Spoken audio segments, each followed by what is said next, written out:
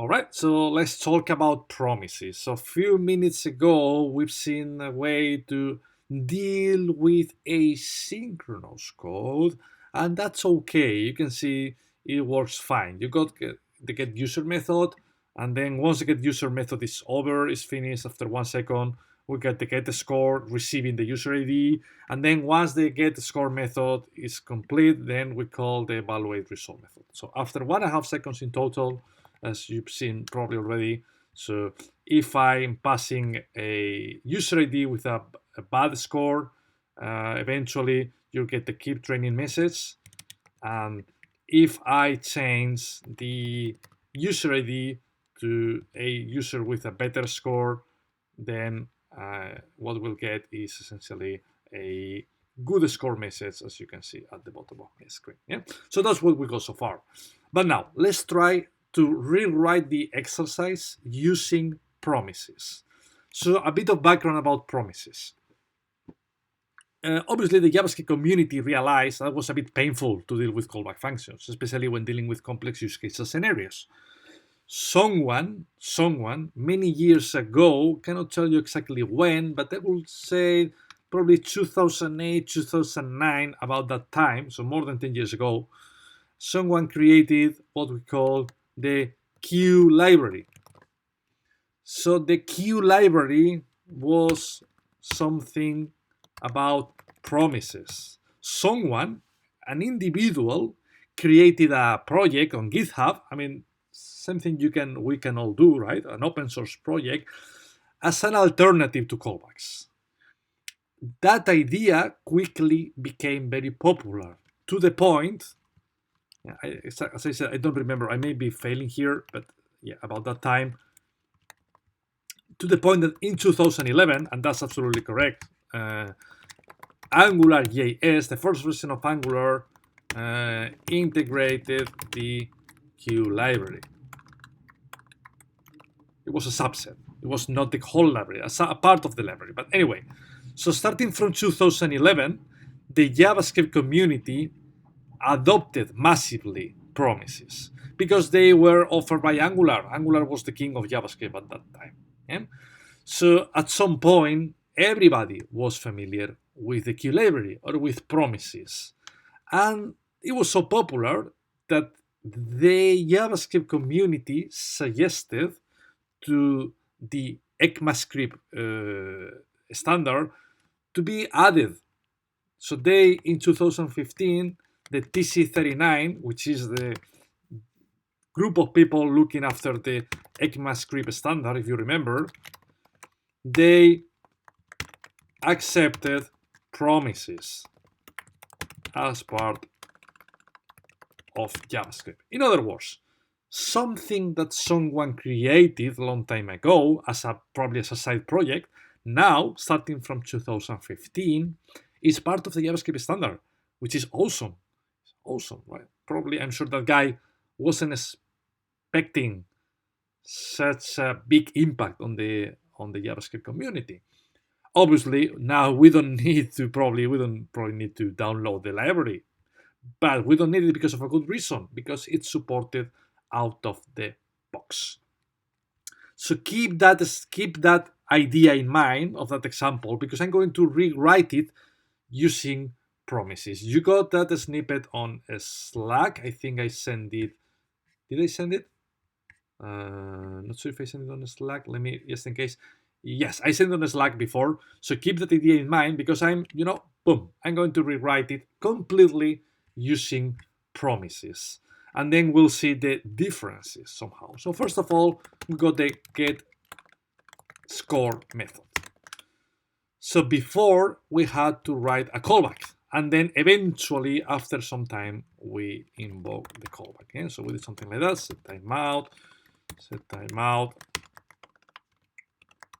and then after 1 second, I believe, what we did is we essentially resolved the method by invoking the callback with a given user ID. Yeah, I think that's what we did before.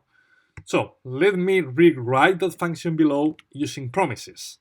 First of all, we don't have to pass any argument unless we want to pass any string or any number, but not about the resolution of the program. So we don't have any callback function anymore. The idea, guys, please pay attention to the syntax. You return, look at the syntax, new promise, and then here you have at least one argument, which is a function. So then you put your set timeout inside of it. So this new promise is wrapping the functionality of your method. And instead of using the callback, we don't have any callback argument anymore, as you can see. Then you call the resolve function. That's the way a promise works. And how do we invoke it? Pay attention to the syntax, guys. We call getScore, and now you type .then. You got the user ID, so you can do console.log the user ID is user ID. Okay. You see, the syntax is slightly different. Before talking about callbacks, what we did is we did that, right? That's what we did before. But now the syntax is slightly different. So the promise syntax has two advantages. The first one is from the argument perspective, the code looks cleaner. We don't have to pass weird callback functions as arguments. You see, now we are not passing any argument because we don't need any argument. Yeah? We will pass arguments only when we need them. For instance, when talking about, actually I'm talking about getScore, but that wasn't the getScore, guys. That was the getUser, right? So that was my fault. That doesn't really matter. Yeah? So we will need the user ID argument when talking about the getScore method. But to talk about the getUser method, we don't really need anything. Yeah? The second advantage is chainability. It will be much easier to chain, to concatenate multiple functions, as we will see later. So let's see if it works. First of all, let me remove the callback function, the callback version, and let's see if it works. If this code snippet works, after 1 second, I should get a message saying the user ID is 12345. Let's try that.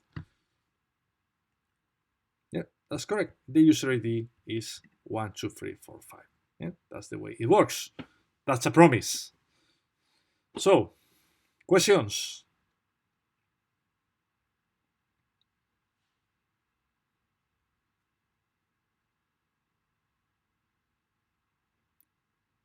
Hello?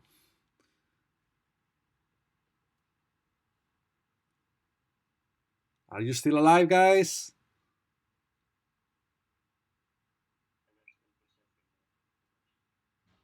All right, take your time. I'm going to wait here, guys.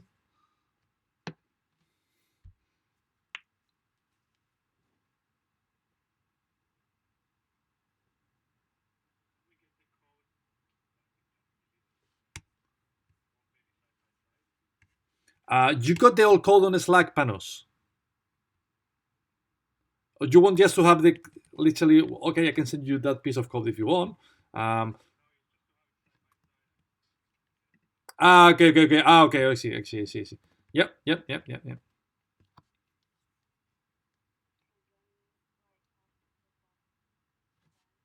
Yes. That's correct. That's a callback function. Yep.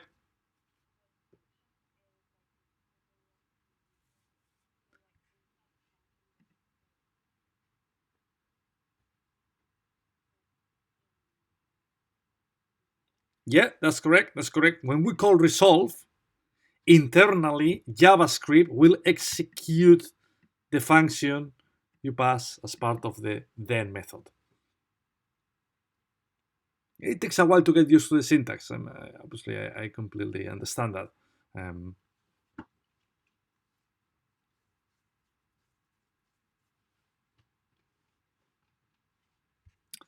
I'm going to send you that snippet on Slack as well, so then you can essentially, compare both the styles. Yeah, you may be thinking, oh wait, there isn't a big advantage of using promises. The code looks even more complicated.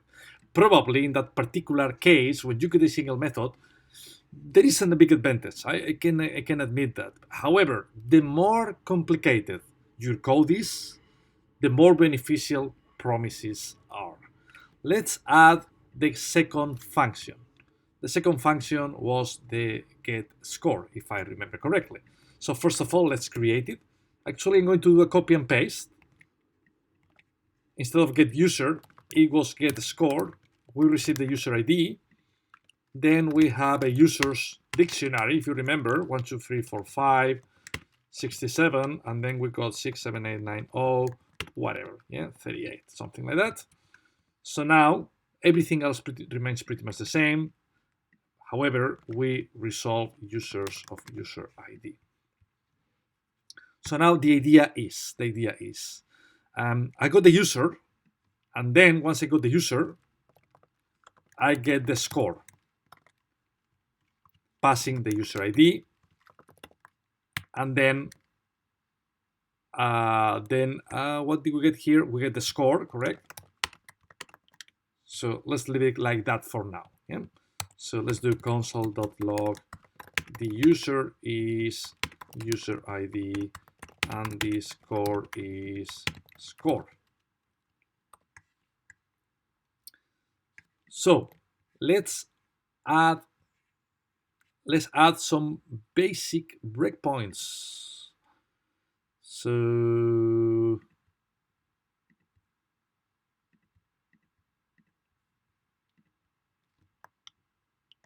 guys, I have added some breakpoints. So I would like you please to tell me what's the execution order now.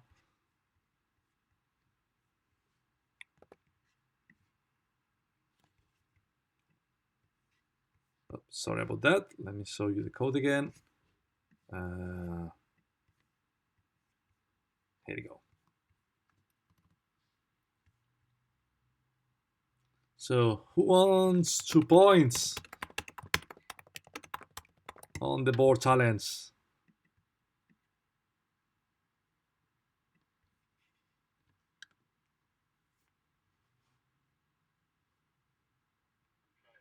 Yep, Panos, go for it. Yep.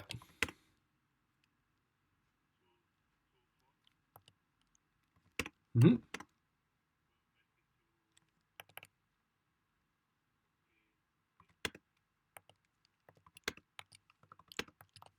That's interesting, Panos. Thank you for participating.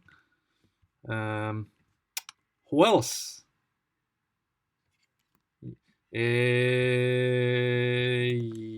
Yes, Dan, you can definitely go for it.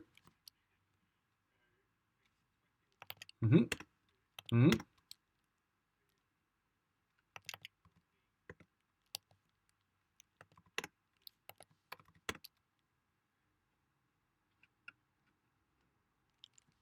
Interesting. Cool. Thank you, Dan. What about Ian, Adam, Mingy, Rima?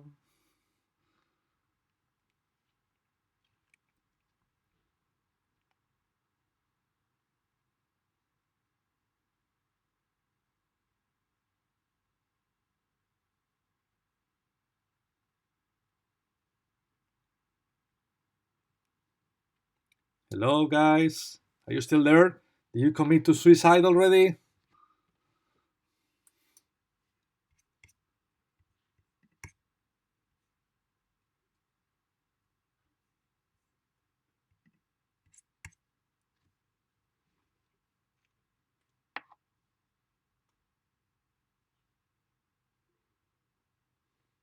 Someone is sending a message on Hangouts.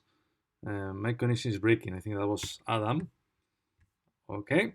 All right, guys. All right. So let's try to resolve the problem. It's interesting because we got 2 approaches. Actually, let's see if I don't want to say that. Let's see if VS Code can deal with breakpoints any better than Google Chrome. So let's run it. So running, Yeah, okay, that looks good, right? That looks good. So now it's definitely DevTools is definitely not DevTools, sorry, VS Code. It will take me a while to get used to the new interface. So VS Code is stopping on line number 21. We agree on that, right? That's the first line. Then it should go to line number 2. Both Panos and Dan agreed on that as well. That's correct, line number 2. And now we start with the controversial aspect. What will run first? Will it first resolve the get user method, or on the other way around, will it first call get score?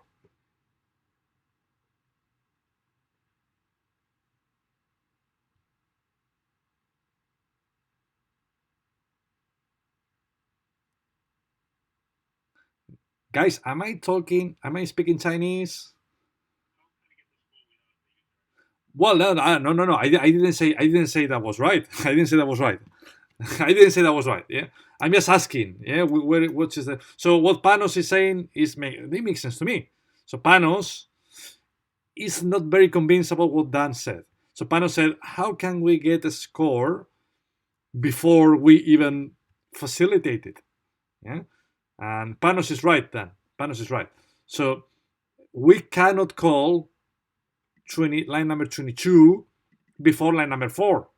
So first of all, we need to complete get user, and then look at the word then once the first function is completed, then we call the second function. In other words, I think Panos is completely right. After line number 2, after 1 second, we stop on line number 4, yeah, and then the get user method is over. So we pass the control to line number 22. There you go. So now we start again. Yeah, we call get a score. That means the code will go back to line number 14. After half a second, we will complete that function. So we will resolve it. Half a second, here you go. And that means eventually, we'll pass the control to line number 23, as you can see here. Yeah. And then we just display the console log at the bottom. Yes, Panos is completely right. So, questions, guys, about this snippet?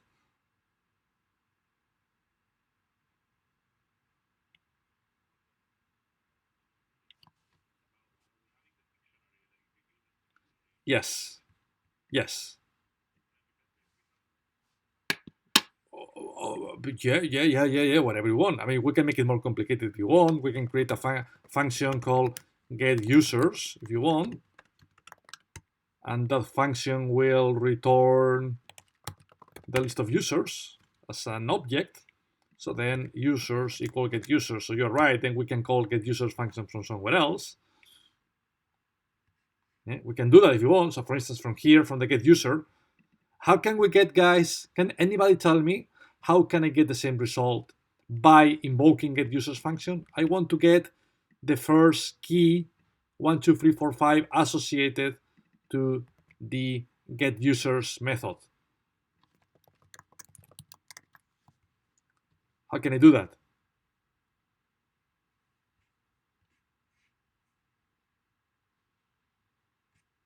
That's completely unrelated to asynchronous JavaScript, guys. I got an object.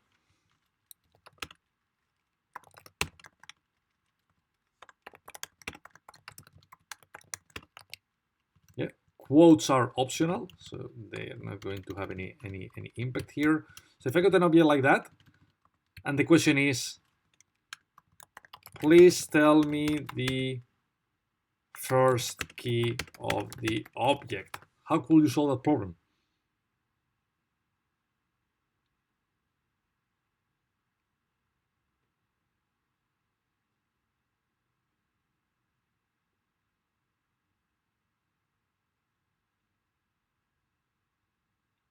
Guys, that's one of the reasons why I told you, once you completed task number 24 on Codeflix, please stop Codeflix. Stop Codeflix, because you cannot progress without answering. I'm sorry if I'm rude now, but you cannot progress. You cannot get a job, guys, without telling me the answer to this question. So please stop Codeflix today. Please stop Codeflix. Do training until your fingers start bleeding, because that's fundamental. It's fundamental, guys. Yeah, of course, Miji. user.keys, right, undefined.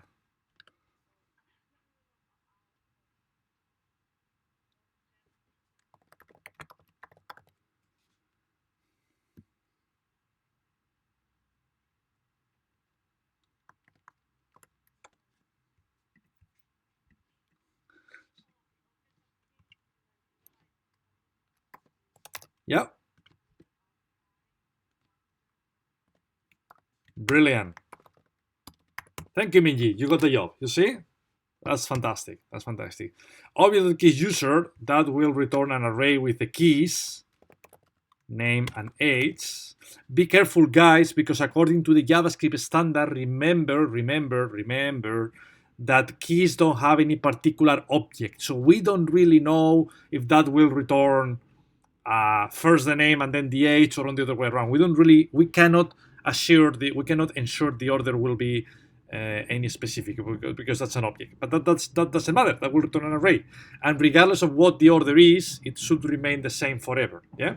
So that will return an array with multiple keys, and obviously, if we want the first one, whichever it was, yeah, we do square bracket 0. So if we back to this exercise, if we wanted to get, can you, Minji, now complete the exercise? How can you get the first key of the object?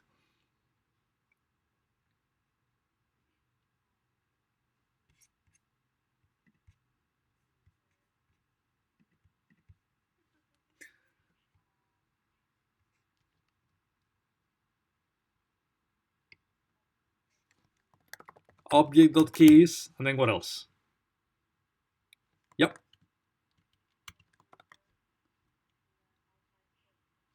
Yeah, that's correct. That's correct. So get users will return an object, and then because we do object.keys, that will return an array with all the keys. And finally, as Minji suggested, if we just want the first one, whichever it was, yeah, we don't really know. We don't really know. But if we run it, assuming the first key is 1, 2, 3, 4, 5, it will return all good, or well, it will return let's have a look. Yeah, 1, 2, 3, 4, 5. The score is 67. If we pass number 1 and we run it again, the ID should be 67890 and the score should be 38. That's it. Yeah. So guys, seriously, stop conflicts. Stop conflicts. Stop everything. Do training. And when I say do training, I'm not necessarily talking about the Codery platform, which I believe it will help you a lot. You can use Code Wars, you can use Free Code Camp. I don't mind, but you definitely need to foster your hard skills, because these are vital. Yeah, I mean, it doesn't matter how good you are connecting front end and back end. If in a job interview you cannot get the keys of an object, you know, they are not going to continue with the interview. Yeah. So seriously, stop everything and do as much training as possible. Let me revert the last changes, because I don't want to to make it over complicated. So that's what I believe. That's what we got before, right? So we have a user ID, and then essentially that will display the details of that user, as you can see here, right? So any questions so far?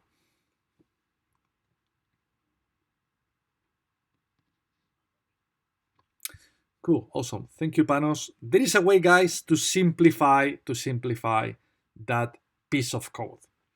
Let me show you. I'm going to rewrite this in a slightly more readable way, hopefully. Look. Get user, then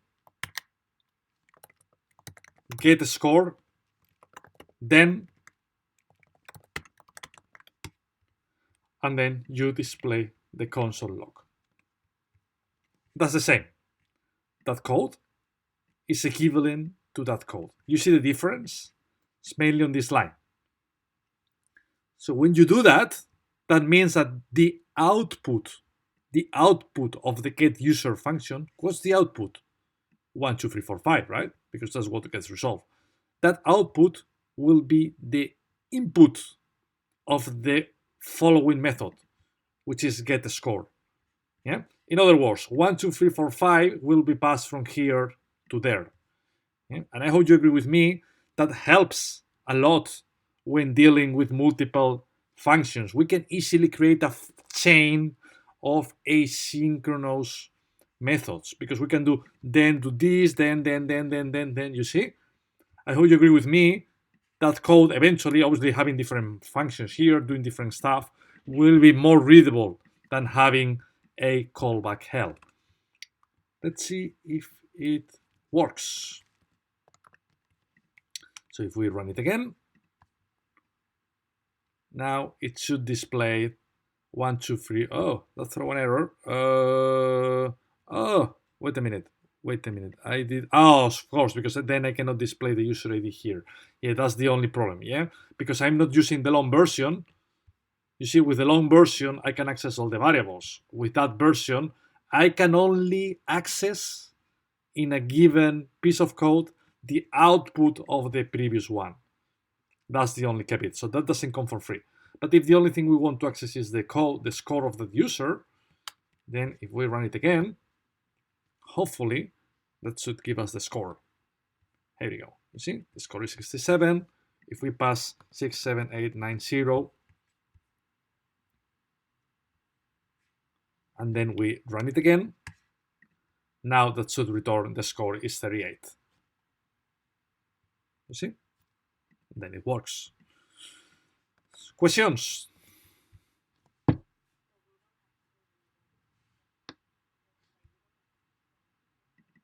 No, listen, this is happening automatically, Minji. This is happening automatically because in reality, what we got before, that's what we got before, right?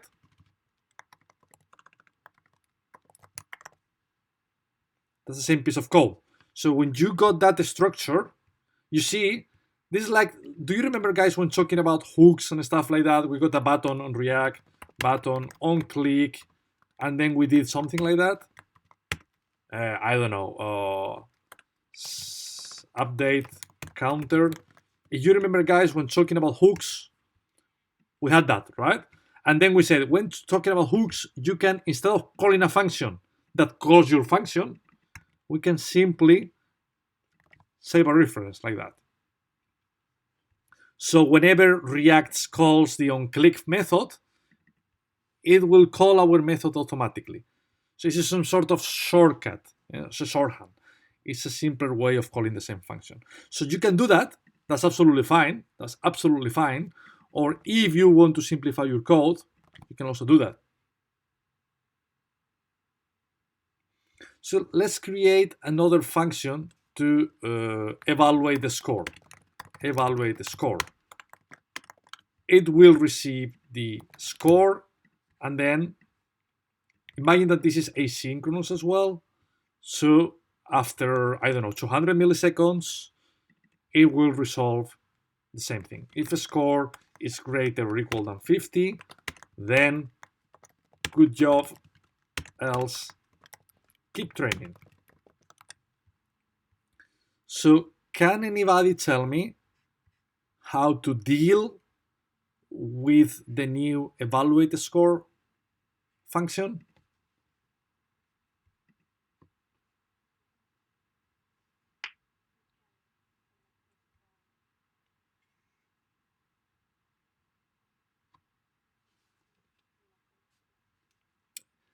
It's much simpler than it looks like, guys. Look, get the user, then then means, hey, once you got the user, get the score, then evaluate the score. You see? I hope you agree with me, even though it takes, I understand, guys, I admit this is not trivial, it takes a while to get used to the syntax. Once you get used to the syntax, you can see how powerful promises are. Do something, then do something else, then do something else, and we can keep adding as many chains as functions we got, right?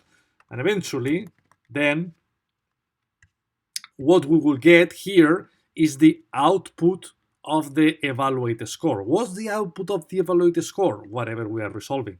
That's the output. So that's a string, that's a message, right? So we can do, for instance, console.log, the message is colon, whatever. So that should display what should that display, guys? The message is what? Keep training. Why keep training, Minji? Can you explain that? Can you argue that?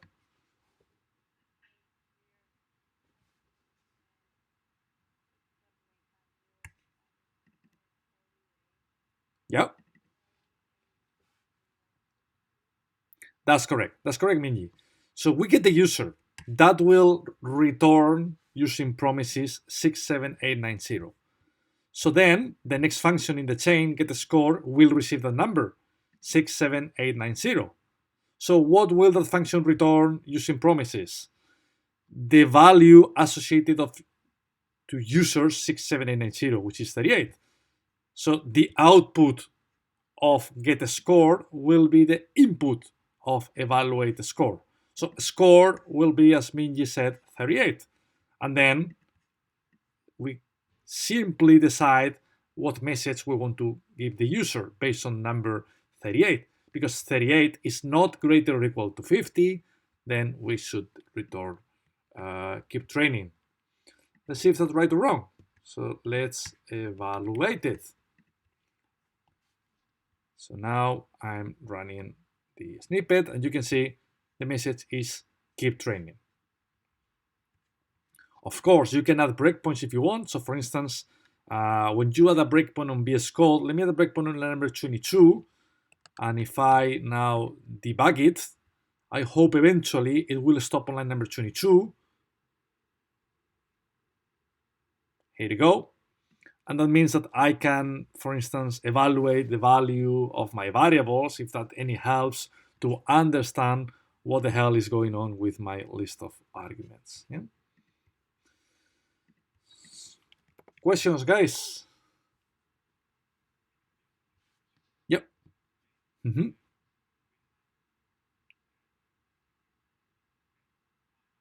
Yes. Yes.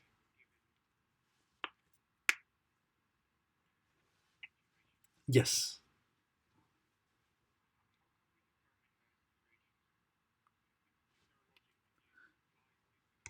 No, no, no. I just made them up. So, guys, I'm using set timeout because that's the easiest way, under my point of view, to deal with asynchronous code. In reality, you are not going to fake this duration. So, what do you be doing here, guys? In reality, what you'll be doing is something like that.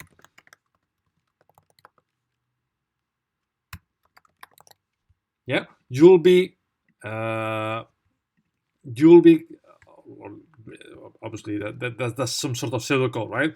But you'll be calling, because you're calling the backend already.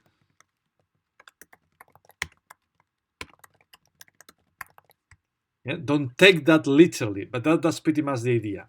Yeah? So the idea is, if you want to get the user, well, you call a method called raiseuser, and then you see that then once the backend gave you the user, then you resolve it. I mean, you pass the control to the next function. So that's pretty much the way that will work. So you don't do set timeout necessarily, but you do asynchronous. You deal with asynchronous functions, and fetch, which is the function that connects the front end and the back end, is probably the most famous one, because fetch may take a while. The front end will ask the back end, "Hey, please give me the list of users, or give me a current user, whatever. Give me a current user." Yeah, that may take a few seconds. JavaScript is not going to wait. It's not going to wait. That's why we need to control it somehow. By using promises, we're softly stopping the execution of your JavaScript code. So we know that nothing else will run somehow, nothing else will run until the get user function is resolved.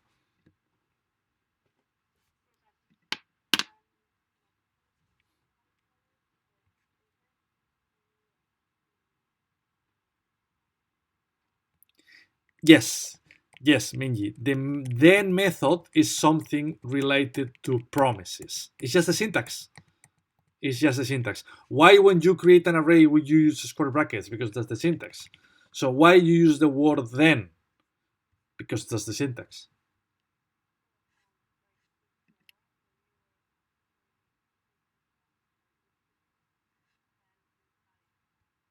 Yes, yes. So yeah, absolutely. So what we did before is fetch REST user, something like that, dot then. Why? Because the fetch method that is offered by JavaScript, yeah, this is built in with JavaScript, it returns a promise. So the fetch method works in the same way, and that's quite nice because then we can use it in the same way.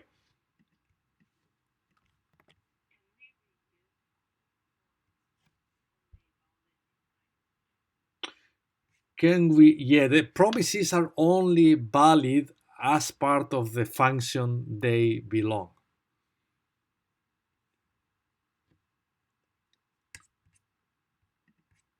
What else, guys?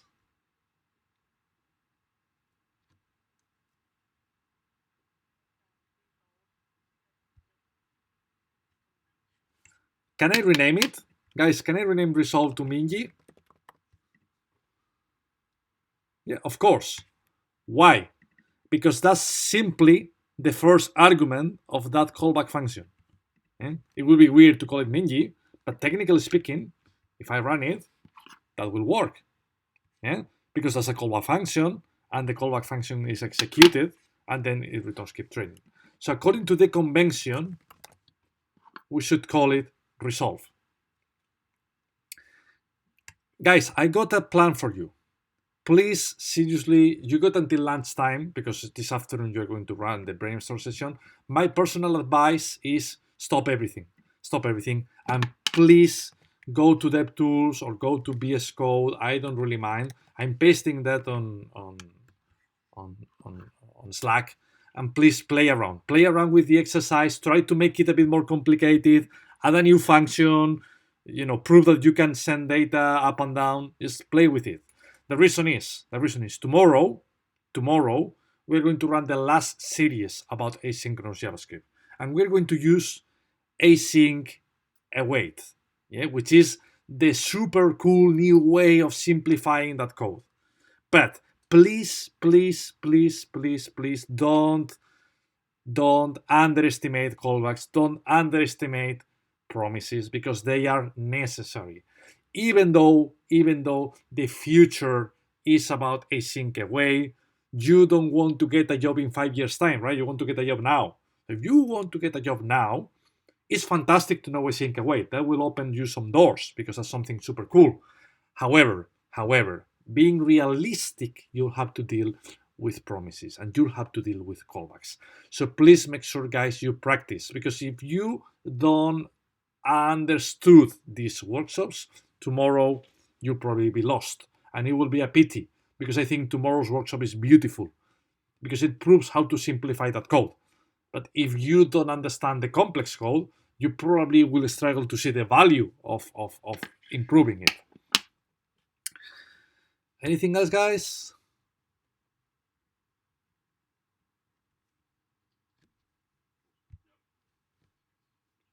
Cool. Let me know or let Esteban know if you got any questions about any of the workshops we've recorded today. Yeah, I completely understand these workshops are complex. Of course, they're complex, but the only way to understand that is by training, practicing, and repeating. Yeah, there are no shortcuts. And if you know any shortcut, please let me know. I will pay for other way of learning faster for sure. Thank you, guys. Thank you for watching. See you later. Bye bye.